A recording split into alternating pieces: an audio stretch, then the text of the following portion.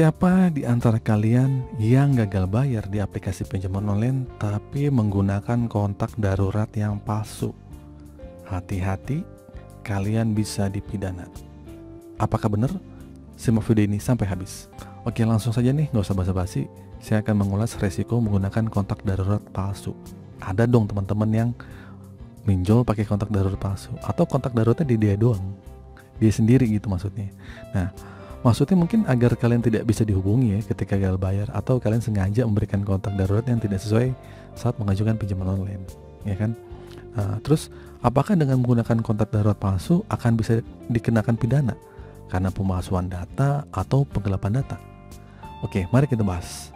Kita bahas secara lengkap di video kali ini ya. Jadi gini teman-teman, buat kalian yang mungkin saat ini sedang gagal bayar di pinjaman online atau pinjol legal, kemudian kalian menggunakan kontak darurat palsu saat pengajuan pinjaman online, mungkin sering mendapat ancaman dari DC pinjol bahwa kalian akan dijerumuskan ke penjara, atau mungkin dibawa ke jalur hukum, ke jalur pidana, karena kalian memasukkan data dan tidak memberikan data yang sebenarnya. Oke? Ada tuh DC-DC yang ngancam seperti itu.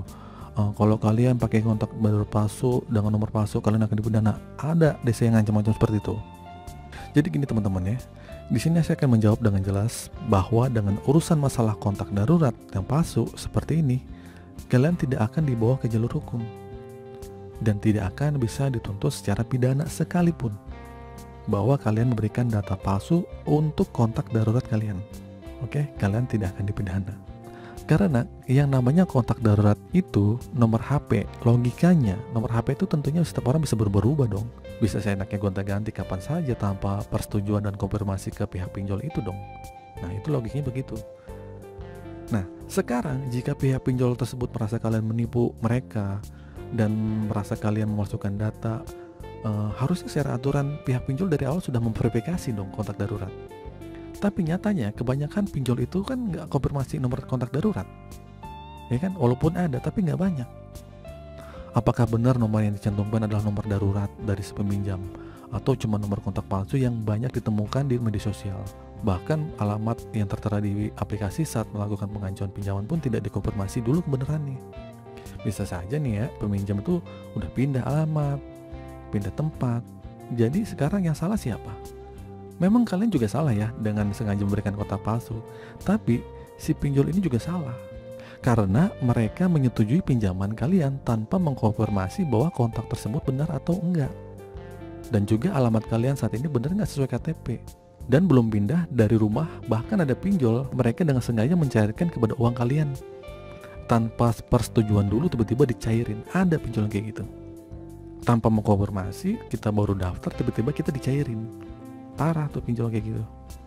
Jadi bagi mereka, para fintech ini berpikir yang penting uangnya bakal dikembalikan, atau kalau tidak dibayar mereka bisa melakukan tindakan-tindakan tertentu terhadap debitur yang gagal bayar. Kan sadis. Masalah utang piutang itu maksudnya menjerumuskan ke pidana. Jika sampai dibawa ke pidana pun pinjol yang akan rugi, karena mereka akan keluar banyak uang untuk persidangan, dan belum tentu kalian dipaksa untuk membayar sekarang juga. Kalau memang uangnya kalian belum ada, kalian cukup menyanggupi bahwa kalian hanya mampu mencicil berapapun yang kalian sanggup. Misalnya gini, kalian pas di persidangan perdata nih, ditanya sama hakimnya, kamu sanggup berapa? Terus kalian punya uang, hutang kalian misalnya 10 juta. Terus akhirnya kita bilang, saya mampunya sebulan 50.000. Ya udah, disahin sama pengadilan 50.000.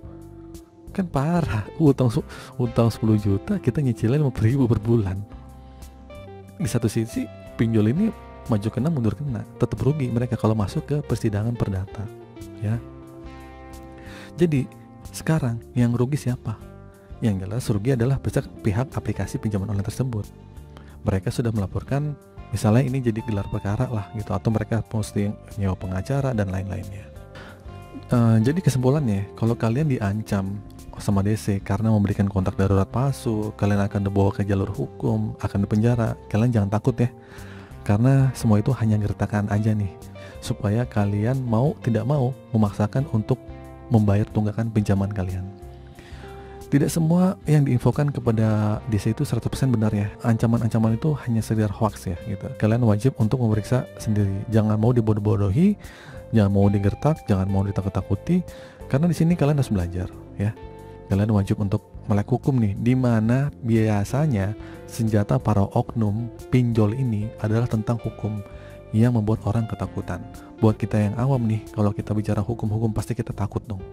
Oke, makanya dari sekarang kalian harus sering-sering dah buka YouTube, baca-bacalah tentang permasalahan gagal bayar. Oke, itu saja teman-teman video kali ini. Semoga video ini bermanfaat. Jangan lupa like, comment, dan subscribe, dan nantikan video-video saya selanjutnya.